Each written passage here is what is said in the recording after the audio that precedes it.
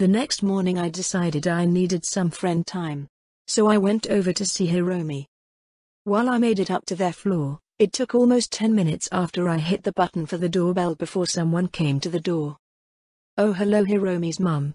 I greeted her with a smile as she opened the door. A scowl set on her face. "Hiromi is in class right now," she said as if that explained everything. "Wait. I thought they closed the academy while everything was going on?" "They have. Hiromi is taking her class right now." Hiromi's mom explained, getting annoyed, and I realized what she was actually saying. Hiromi would be in the middle of her Group BD class thing. "Oh, gotcha. Do you know how long that is gonna take? Should I wait in my car, or go grab some lunch before coming back or something?" The woman sighed before stepping aside to my surprise. "You can wait in her room, just don't disturb her while she is in class. Hiromi will be happy to see you," the woman offered, sounding kind of stilted as I slowly walked in. Hiromi's mother took a few steps before slowing. "Hiromi hasn't handled the security measures we implemented well. Your last visit was well taken." The woman offered a little awkwardly before she seemed to breathe in and out, and then that solid stone face was back. "Remember, don't disrupt her class." "I won't," I agreed, a little surprised. I guess Hiromi's parents did care. They were just corpo, which had its own issues. I walked into Hiromi's room, and there she was resting on a big comfy-looking chair, a beady wreath on her head, actively in the middle of her session. Cool. I decided not to bother her, instead settling on another chair in front of her computer. I waited for a while before I realized this was going to be boring.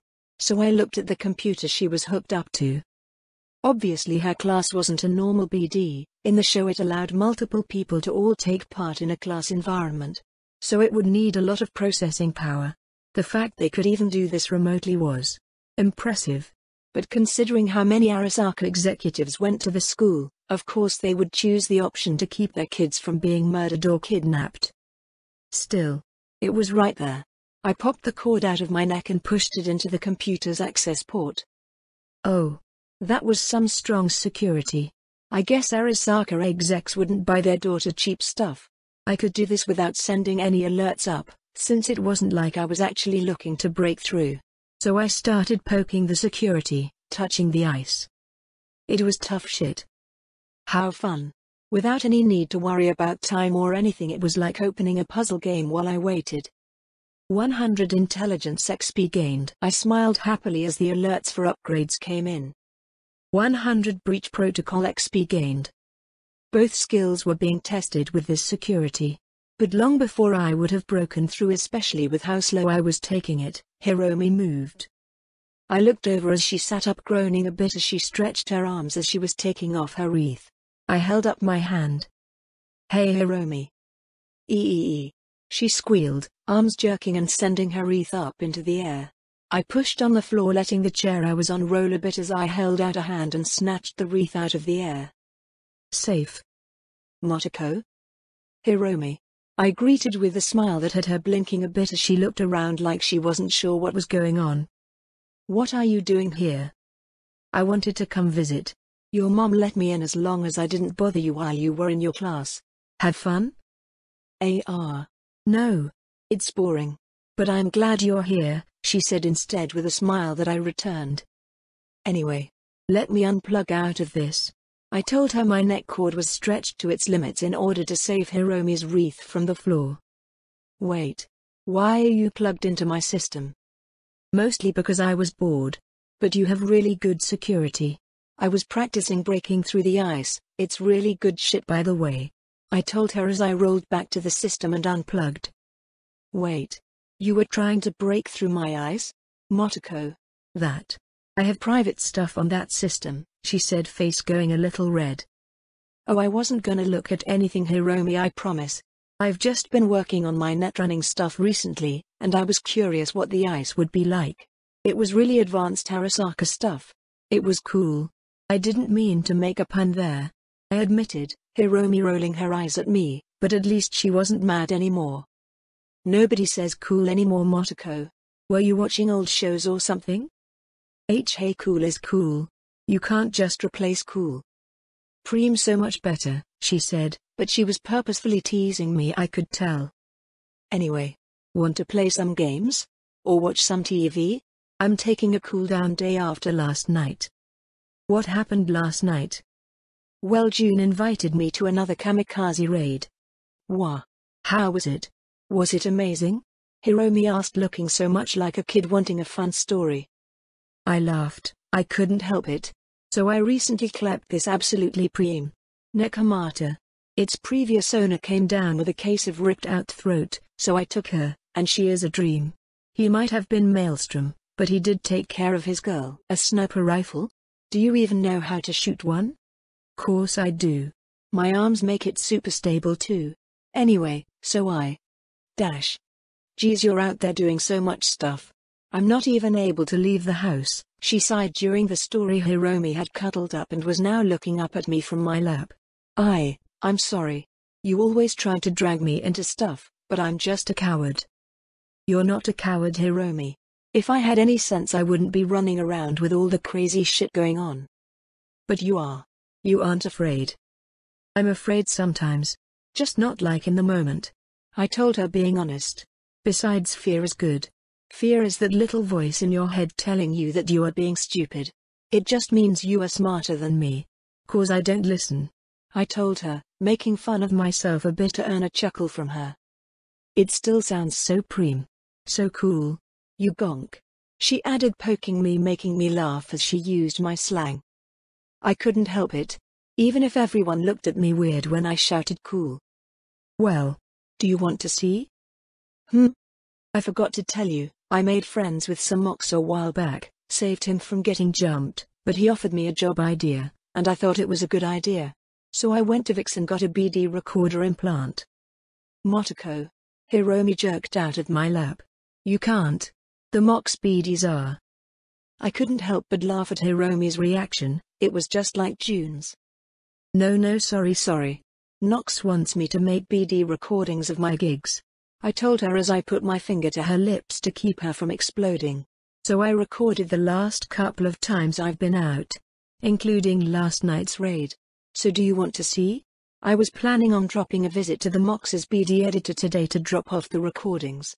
I don't know how long it will take to edit them. Of course. I want them. She assured me. Hiromi was sitting up now, staring me in the face. But Motoko, you should be more careful.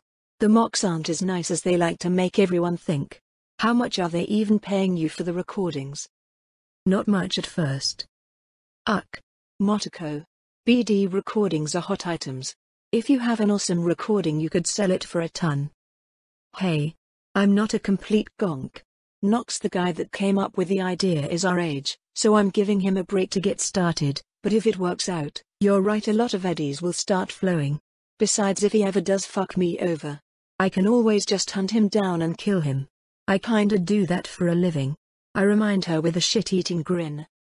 Hiromi looked at me for a minute before chuckling, shaking her head. You are such a gonk. Hiromi and I hung out for a while after that until her next class was starting. I promised to see her again soon and headed out. This time I went to Lizzie's. The streets were more populated than usual, I noticed as I drove down the street. Every time I stopped at a red light, people were crossing the street. It felt more normal. Like the city was returning to what it had been before.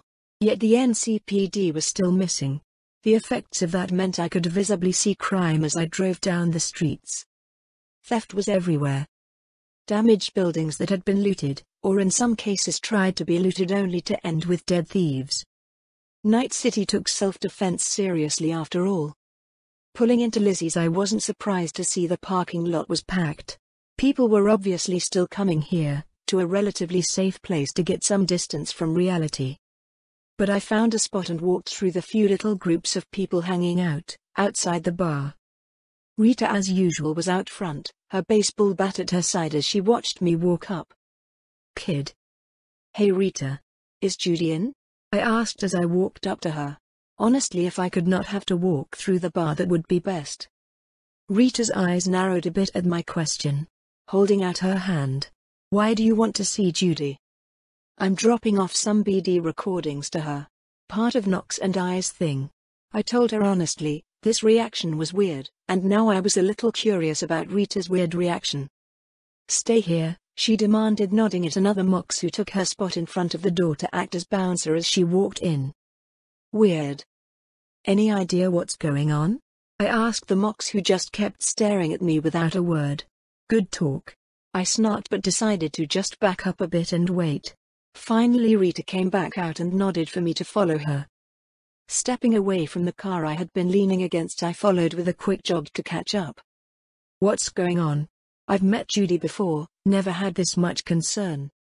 Rita was silent as she walked me through the floor of Lizzie's, and then into the back halls, leading me towards Judy's underground lair. We had some tiger claws sniffing around for her. They always try to recruit good editors. They were a little aggressive about it the other night, so I've been ready to bust some kneecaps. Rita finally said as we started down the stairs. "I gotcha. That explains a lot. Especially since you're TC," she said with a firm look. "I'm really not. My brother is though," I admitted as we wandered down, but Rita didn't respond any further, just keeping an eye on me as she led me to Judy, who was already free of her wreath and waiting. Motoko. "Hey Judy. I got some recordings," I greeted with a smile. Rita said you had some trouble the other night. "You okay?" I asked, and she just waved her hand back and forth. "I'm fine. Nothing Rita can't handle, just some pushy bastards wanting access to my skills. Come sit here, I'll pull the recordings," she said as she pointed me at a chair and wandered over to her computer. Pulling a cord out with a connection port, she rolled over to me as I settled into the chair. "All right, go ahead and connect to this, and start the upload," she says, and I nod, pulling the cord out of my neck and slotting it into the port. Instantly the connection locked and I started transferring the files. I had been recording at the start of all the gigs Wakako had given me, and the raid last night.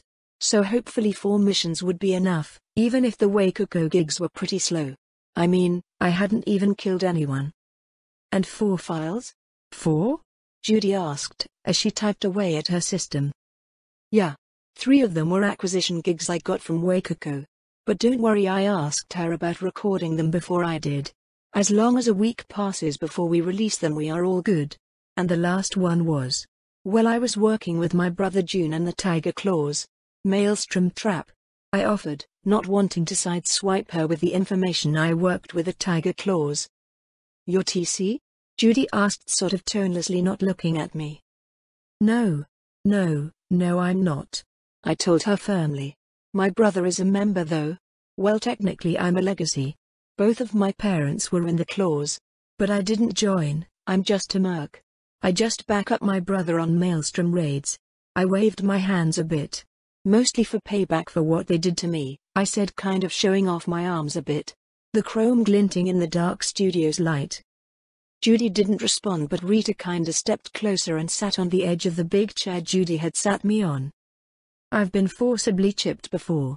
If you ever want to talk about it," she offered suddenly, and I blinked because Rita had never shown much interest in me before then. "Just don't give me any reason to bust your skull in," she offered, and her words actually pulled Judy away from the computer to look in shock that I felt a bit as well. Because Rita had just tried to be nice. "I don't plan to.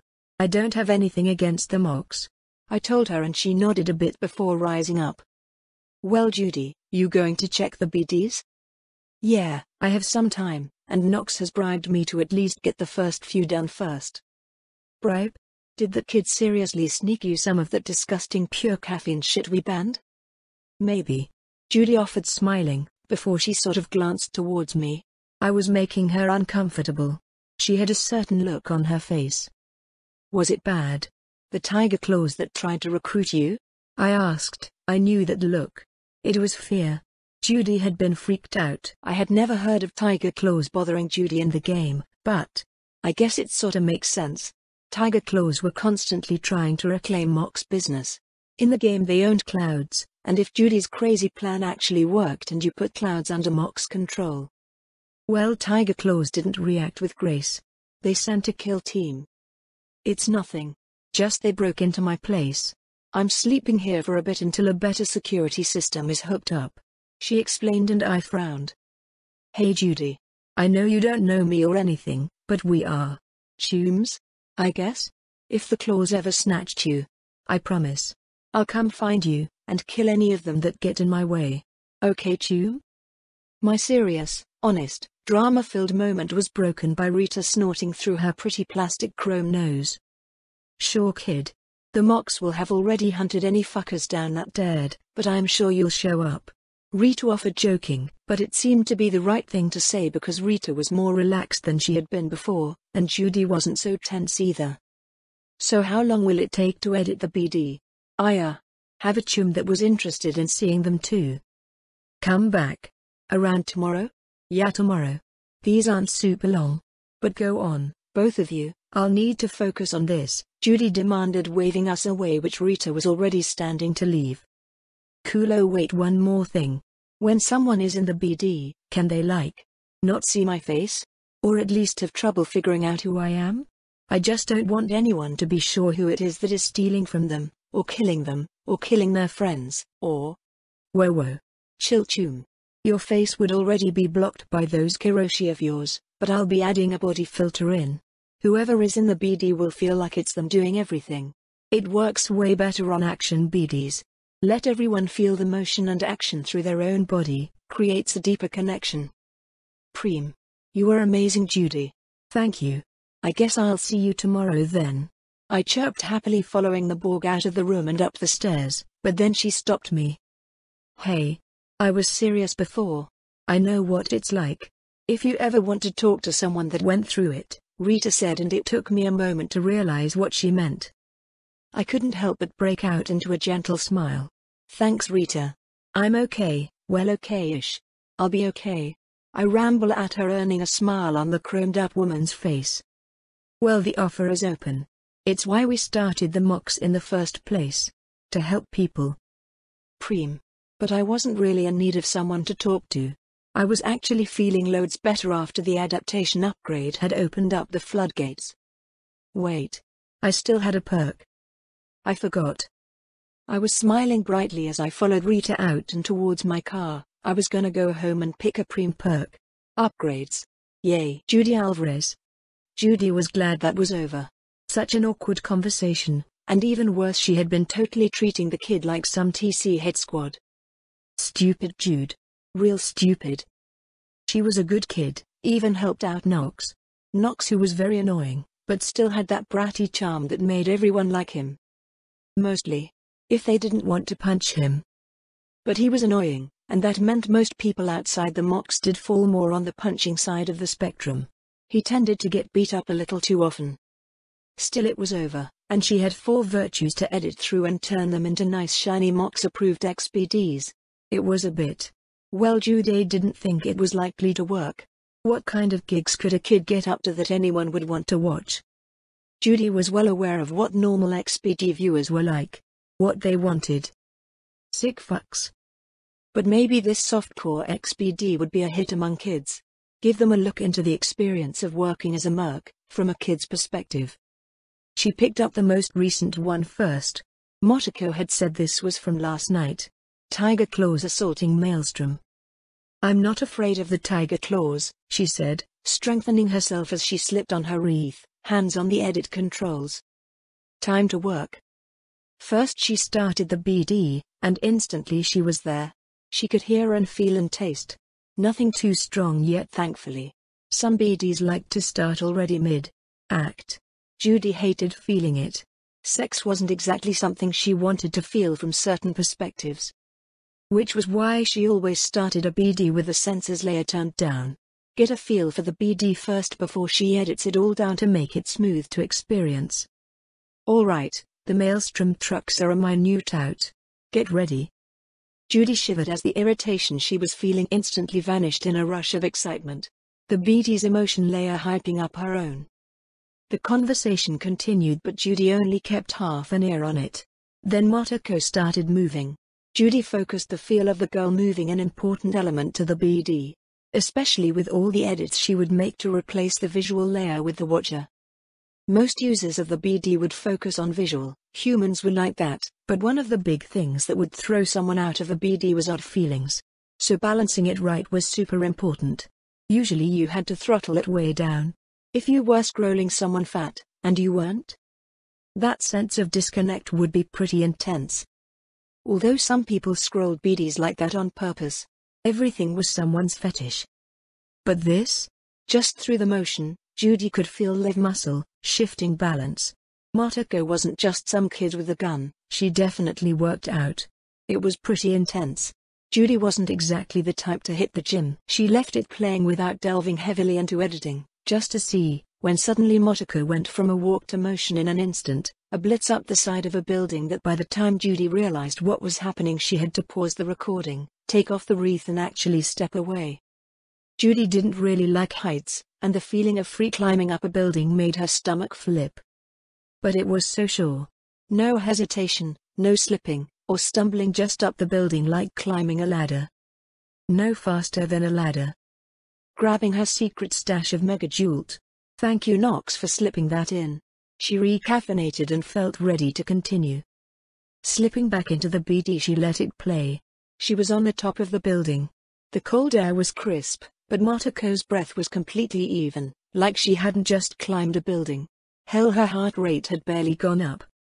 Judy made a note, she would need to adjust that feeling, actually maybe increase it, let people feel their heart beating without any disruption, let them feel how calm Motoko was. Judy would have to test it both ways, but for now she let it continue. A rifle pulled off her shoulder. Judy felt her hands roam over it quickly. A single practiced action, and it was practiced. Judy knew the difference. It felt good. That would be nice. Motoko certainly had some gun experience. Then Motoko stalked. Judy suddenly realized the audio file was practically dead. Not a sound as Motoko stalked up to the edge. She played through it a few times there, just to see what she could catch, and she realized despite walking in boots, there was barely a sound coming from her steps. Damn. She must have a really good lynx paw. Judy went ahead and brought some focus in the BD towards the lack of sound with each step, letting people feel that surety of stepping without a sound. Motoko kneeled, settled into the shadows and then brought up her Nekomata? Yeah, Judy was pretty sure that was the right name. Eyes slipped over the scope, and Judy nodded to herself. Everything was so clear. Kiroshi made this so much easier. The visual file was actually higher density than a normal BD. Kiroshi were expensive after all. Then Judy could hear it. A rumble of a truck that Motoko instantly picked up, her attention focused on the sound making it come in so clear. Judy wouldn't need to play with it much. Motoko took it all in without shifting an inch. She remained perfectly still. The cavalcade of Maelstrom. She was already picking out faces thanks to her scope and Kiroshi. And Judy made sure to focus on some of them, bring them into focus on the BD. XBDs were all about murder after all. Even if Judy found it disgusting, it was what people wanted. She watched as the Maelstrom parked around, and noticed the information Motoko gathered about their NCPD record. Nice. Judy made sure to bring each one into sight. It would let the user get a look at the people that were about to die. Then Judy felt it. Motoko was smiling. BDs recorded emotions. And since Judy hadn't finished cleaning up the BD, she could feel exactly what Motoko was feeling. Exhilaration.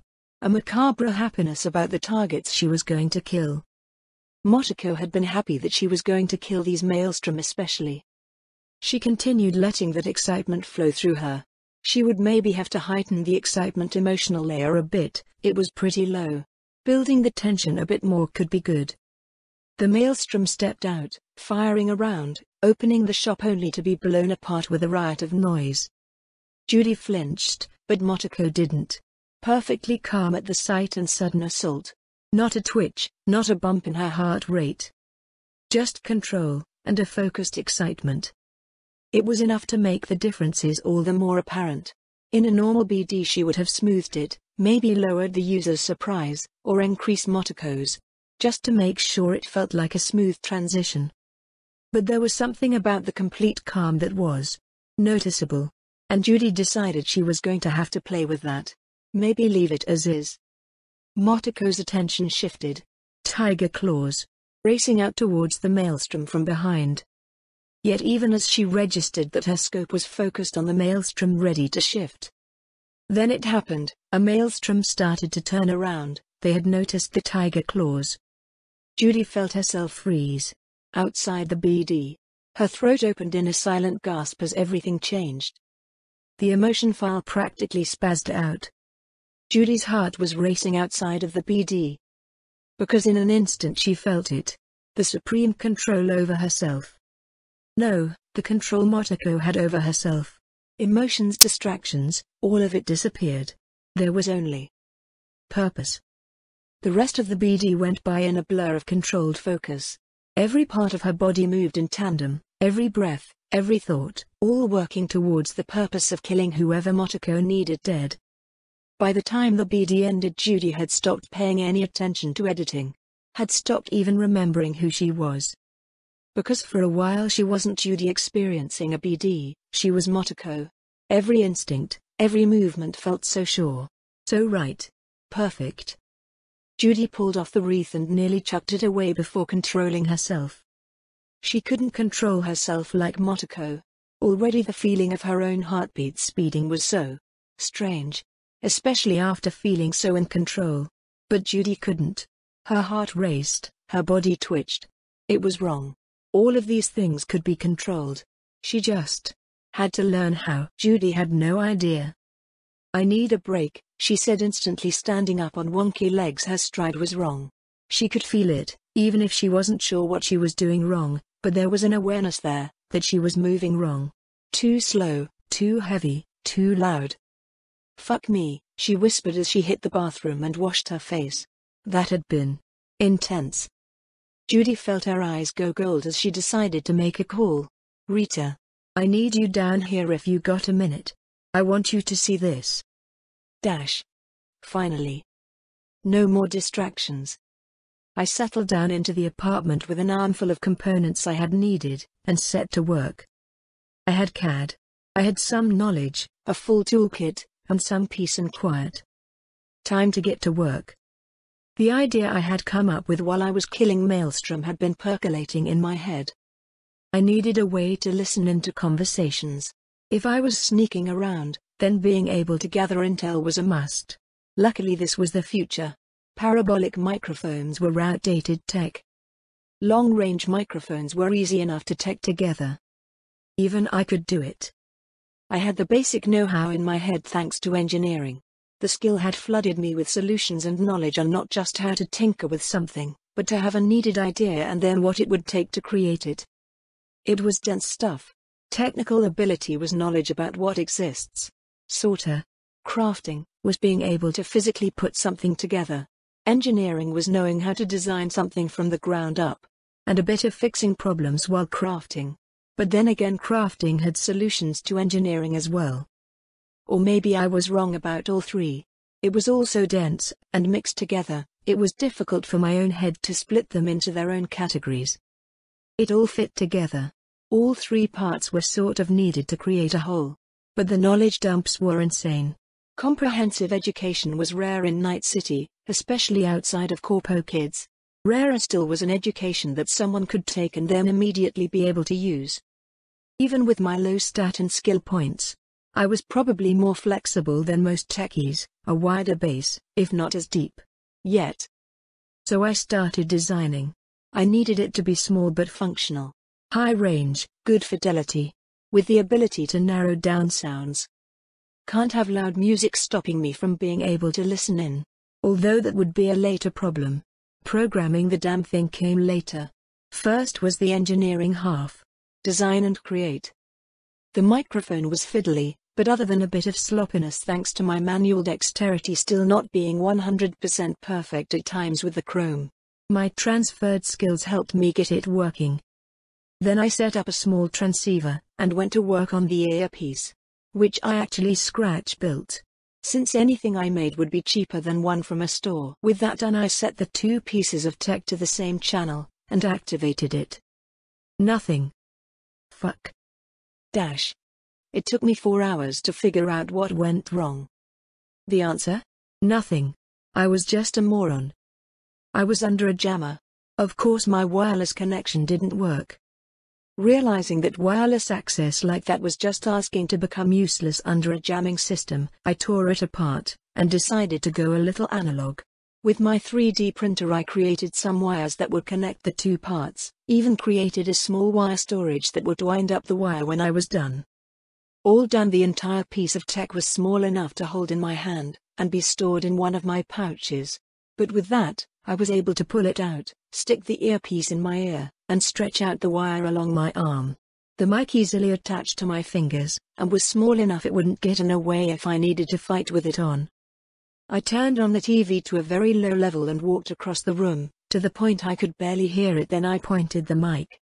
The voice of the news reporter came in clearly in my ear, only a static pop from time to time showing it wasn't a direct audio, but a long-range mic picking up a TV audio. Done. I did it. I couldn't help but breathe out as I looked at my long-distance microphone. I could listen into conversations now. But the alerts that I had ignored were my first stop. Engineering skill level up. Engineering 3, it had leveled up while I was working in CAD designing my new toy. Apparently my system liked it when I designed the earpiece from scratch as well. But there was more. So much more. Technical attribute leveled up. Technical attribute was now level 4. And it had even leveled up mid-build because I had a bunch of alerts for crafting, ending with a level up. Crafting skill level up. Crafting 4. My entire tech tree had leveled up in one afternoon. Which just goes to show how little I had actually built. I would really need to fix that. Tech was too useful a thing, plus it was fun. But leveling up engineering had reminded me. I still had an engineering perk. Hell, I had 2 perks. The assault perk was still sitting there too. I stretched and fell back onto the couch, instantly wincing and sitting up to move a piece of the wireless system that I had apparently dropped on the couch back to a table and then laid back down. This was the life. I had 2 perks to choose, engineering and an assault perk. I opened up the perk list to take a look. Engineering first, since I had forgotten about it for so long. Since I didn't really intend on going Mad Bomber, I ignored most of the grenade-focused perks. I was looking for tech stuff. And I found it. Like crafting, there were tons of perks here, but I ended up choosing the one I wanted the most. Design Wizard, your designs will always be beyond the average, you work faster and more efficiently while designing. I nodded as I selected it, feeling the rush of the perk coming into play. And instantly wished I had picked this before spending all afternoon working on my directional microphone. That would have made things a lot easier. I shook it off. No point pouting at what I could do better. I would constantly be improving, just take it as it is. I shook it all away and focused back on the menu. It had been a while since I saw the assault perks.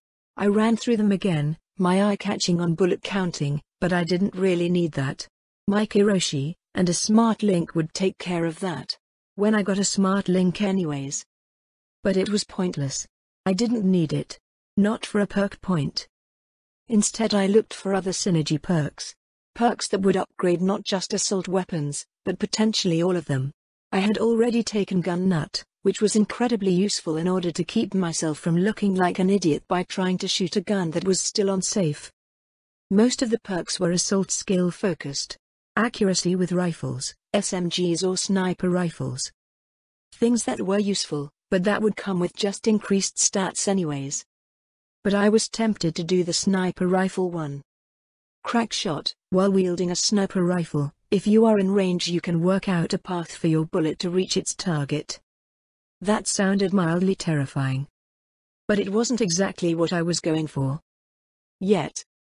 No, instead I continued digging, until I found it.